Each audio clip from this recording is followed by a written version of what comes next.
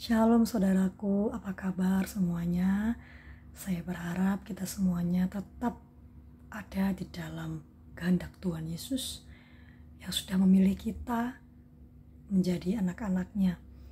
Dan saya Ingvi Rizky Ramadan sangat bahagia masih bisa berjumpa dan juga bisa menyaksikan segala kebaikan Tuhan di akun kesaksian rohani saya ini. Dan selamat beribadah pada hari Minggu ini. Jangan lupakan Tuhan dalam segala perencanaan dan dalam segala kehidupan kita. Pagi ini saya merekamnya di pukul 5 pagi. Saya baru saja berdoa dan membaca firman Tuhan,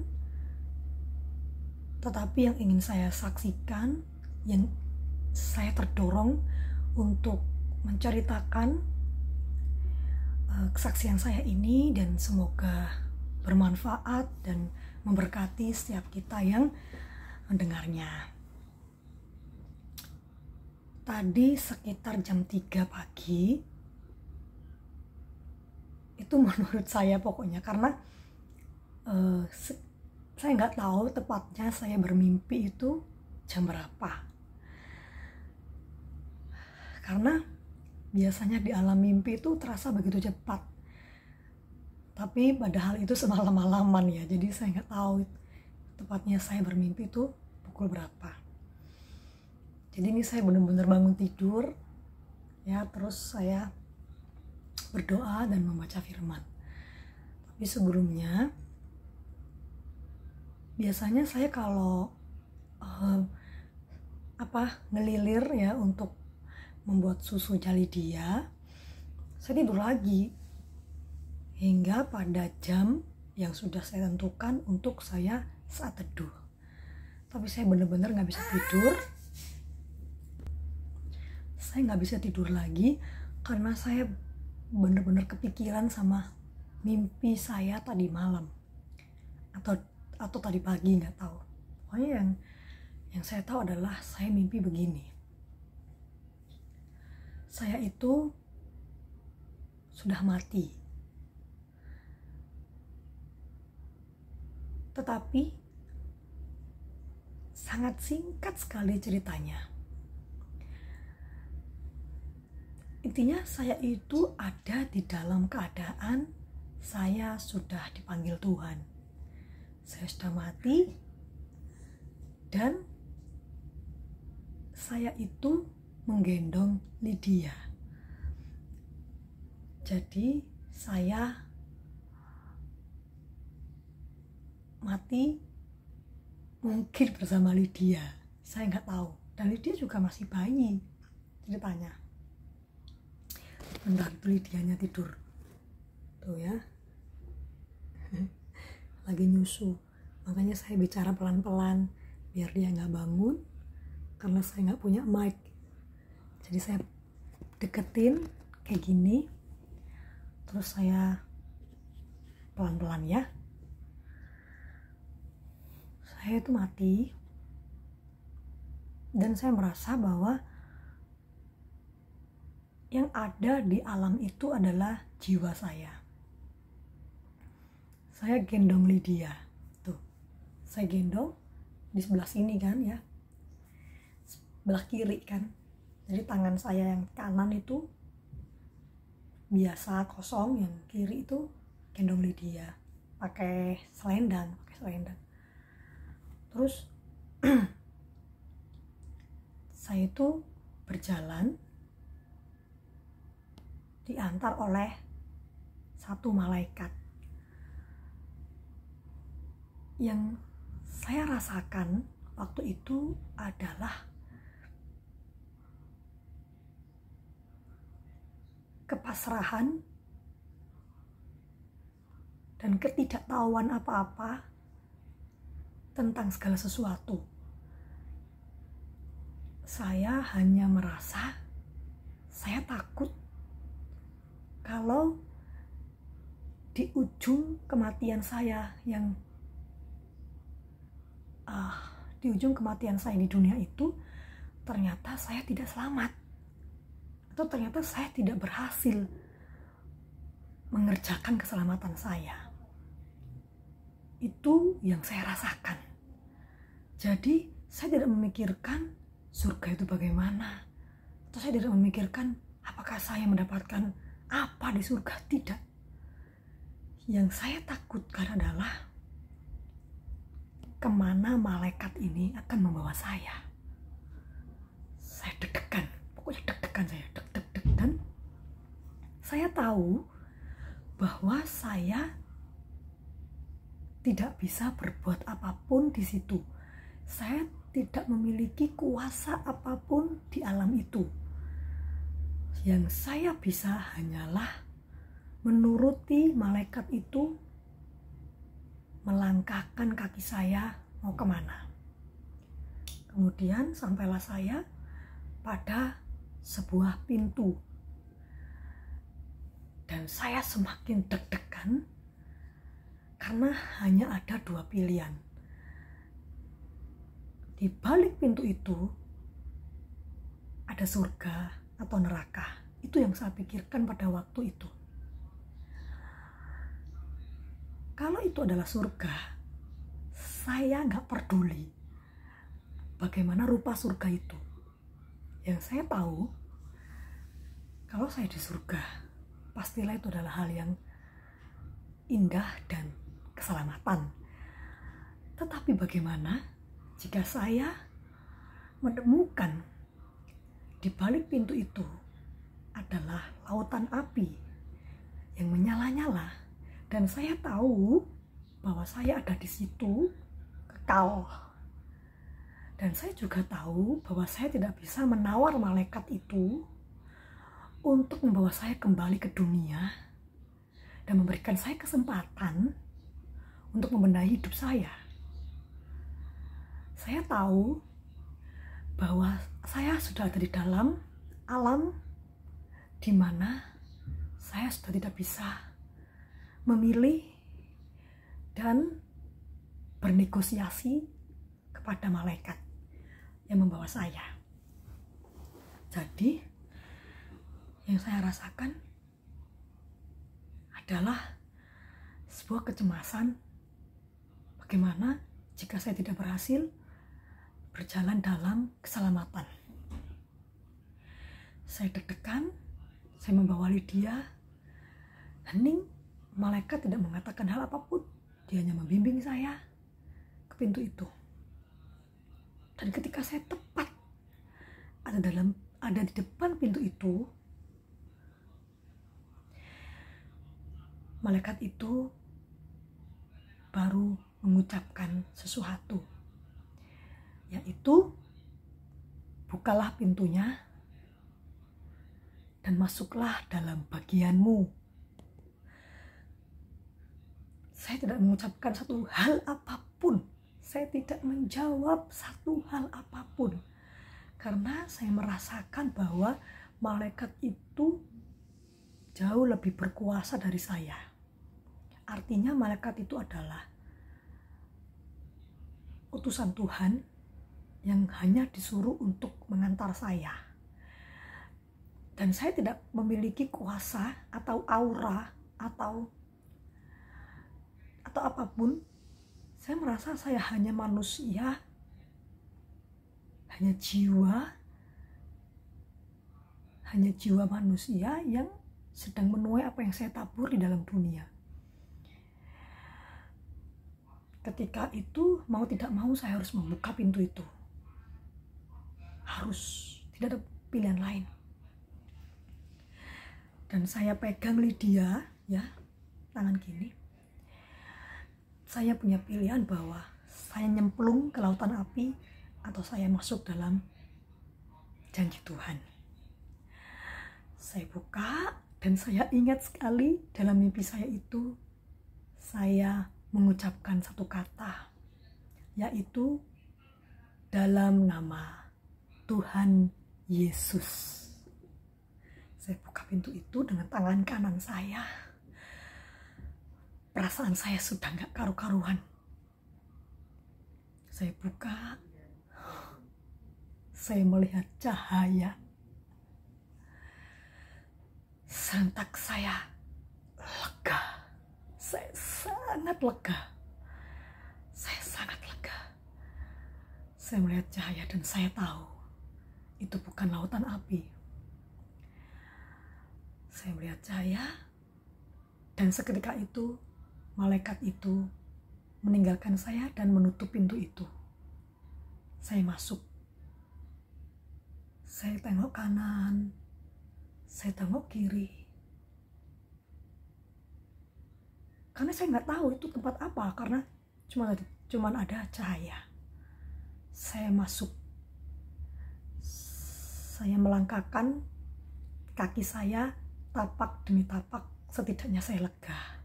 Saya selamat. Dan saya pegang Lydia. Saya mengatakan, puji Tuhan, kami selamat. Dan tahukah, yang saya pikirkan saat itu bukan lagi hal-hal yang ada di dalam dunia ini. Saya tidak menyangka bahwa ketika saya ada di dalam situ, seketika itu saya tidak memikirkan apapun, kekhawatiran saya, kegelisahan saya tentang masa depan, atau kemiskinan saya, atau kekhawatiran saya tentang anak-anak saya. Bahkan saya tidak memikirkan anak-anak saya loh. Saya tidak ingat sama sekali dengan apa yang telah saya alami, penderitaan saya, atau sukacita saya di dunia. Tidak. Yang saya tahu saat itu hanya saya menjalani tapak demi tapak untuk menyusuri tempat apakah ini. Saya tidak memikirkan pasangan hidup. Hilang semua, seketika hilang semua. Apapun yang di dunia ini. Bahkan saya sudah tidak mengingat apa itu langit, apa itu bumi. Saya tidak memikirkan anak-anak kandung saya. Yang saya tahu, saya hanya gendong Lydia, karena pada waktu itu saya juga nggak tahu kenapa saya gendong Lydia ya. Padahal Lydia adalah anak adopsi saya. Saya tidak mengingat Hana, saya tidak mengingat Lewi, saya tidak mengingat ayah ibu saya tidak mengingat orang-orang yang saya cintai, bahkan saya tidak mengenal cinta di alam itu. Saya tidak mengenal kawin dan mengawinkan. Bahkan saya tidak mengerti apa yang saya makan, saya nggak lapar. Waktu itu saya hanya merasa puji Tuhan, saya selamat. Lalu saya masuk lagi, saya melewati cahaya itu. Ternyata saya ada di dalam perumahan yang besar sekali. Saya ada di dalam perumahan yang tidak ada jarak. Pokoknya itu besar, tidak ada ukuran, nggak terukur. Tapi waktu saya menjalaninya itu saya sendirian. Tapi sudah tidak ada lagi ketakutan. Sudah tidak ada lagi kecemasan. Saya hanya melihat-lihat. Kok rumah segede ini? Kok sepi? Kok nggak ada penghuni? Apa gantian ya? Gitu. Apa menunggu jadwal mati? Iya loh. Tapi perasaan saya di situ adalah damai dan sudah tidak memikirkan hal apapun. Oh, inilah ujung dari tujuan kita hidup di dunia, pikir saya. Terus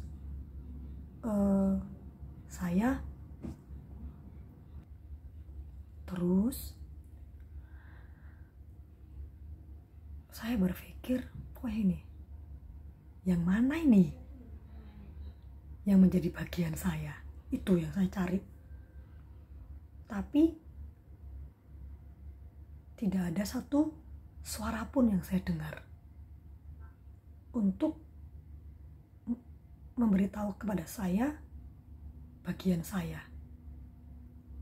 Jadi saya menapakkan kaki saya dengan dorongan roh, dengan dorongan hati. Terus saya lihat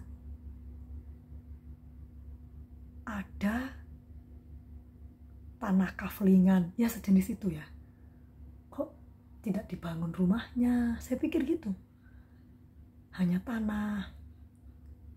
Terus saya lagi menapak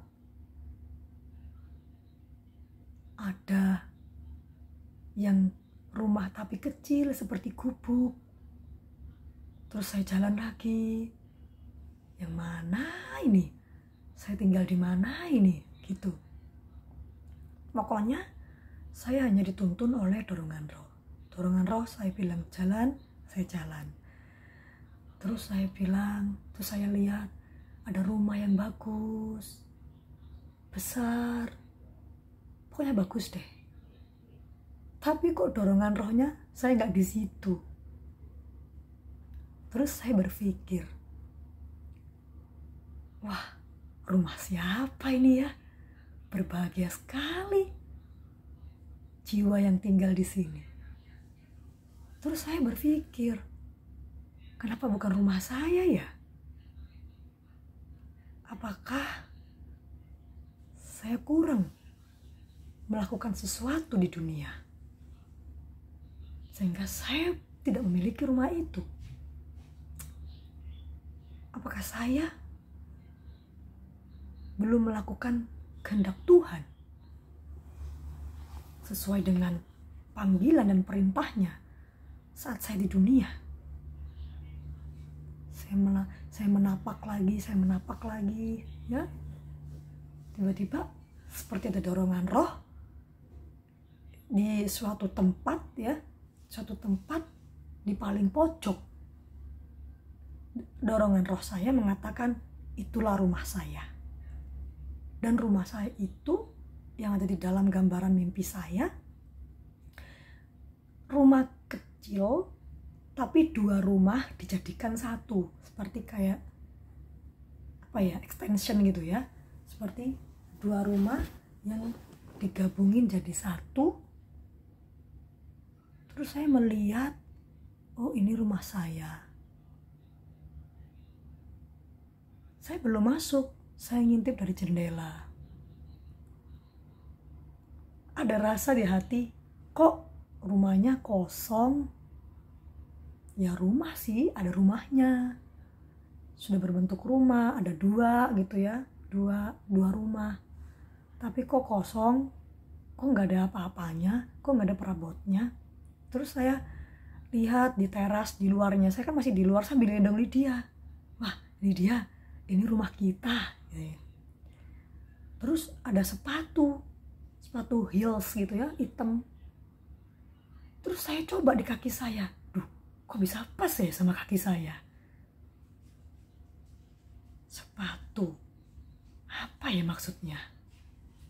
Terus di teras itu juga ada seperti suatu sistem yang berbicara, tapi bicaranya adalah misi kamu berikutnya, kamu harus begini dan begitu, dengan sepatu, ada sepatu. Jadi ada 2 clue yang saya tangkap, itu sepatu dan suara misi. Saya gendong Lydia. Dan saya berpikir, seandainya saya masih ada di dunia, saya akan kerjakan misi itu. Mungkin barangkali saya bisa memperbagus rumah saya dan mengisinya dengan perabotan-perabotan. Tapi sayang, saya tidak lagi di dunia. Saya tidak lagi memperoleh kesempatan untuk lebih melakukan segala firman Tuhan dengan sungguh-sungguh, dengan tidak setengah hati, dengan tidak bersungut-sungut. Ya sudahlah, karena saya sudah di sini, saya akan menikmati bagian saya. Tapi kenapa ada sepatu dan suara misi? Langsung saya bangun. Saya tahu, saya diam dulu. Karena Lydia nangis minta susu, saya sejenak terdiam. Oh, ternyata saya mimpi. Dan saya tahu bahwa mimpi yang saya alami itu begitu memberikan kesan dan pesan bahwa saat ini, bahwa di alam itu saya berharap saya masih ada di dunia dan memperbaiki segala tingkah laku saya dan lebih mengenal Tuhan Yesus, lebih melayani Dia lagi, lebih membaca firman Tuhan lagi, lebih berdoa lagi, dan lebih tidak memikirkan hal yang di dunia ini yang tidak ada artinya di alam itu. Dan saya bersyukur kepada Tuhan, Dia memberikan saya kesempatan untuk tidak salah meninggalkan keselamatan demi apapun. Karena apapun itu akan kita tinggalkan demi keselamatan. Ingat, semoga mimpi saya ini menjadikan suatu gambaran bahwa apapun yang kita miliki di dunia ini sama sekali tidak berarti saat kita sudah ada di alam sana. Hanya jiwa kita yang kita bawa, keselamatan kita yang kita bawa, dan kita tidak memiliki hak apapun untuk memilih di alam sana. Itulah bagian yang kita yang kita terima saat kita di dunia. Selagi kita di dunia, mari perbanyak mengenal Tuhan, perbanyak saat teduh, perbanyak melakukan firman Tuhan. Bukan mengkhawatirkan pasangan hidup saya siapa, saya menikah atau tidak, saya kaya atau tidak, saya menjadi bodoh amat, saya menjadi apalah itu, gak ada artinya. Itu hanya sebuah tipuan, sebuah ilusi, sebuah drama yang harus kita perankan di dunia ini. Berbuatlah baik dengan sesama, ampuni setiap orang yang bersalah, dan tetap lakukan firman Tuhan.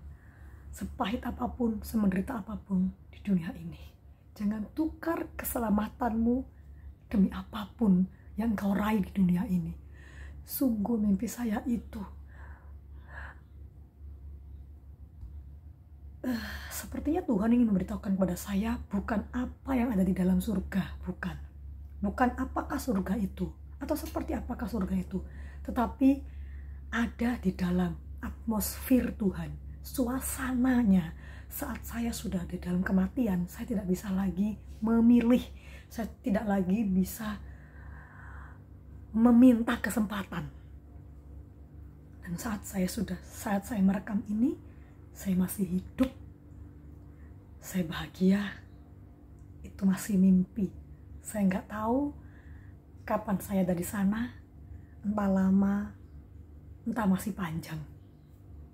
Tapi yang pasti, suasana itu suasana yang kekal, dan perumahan itu besar sekali, tapi penghuninya sedikit.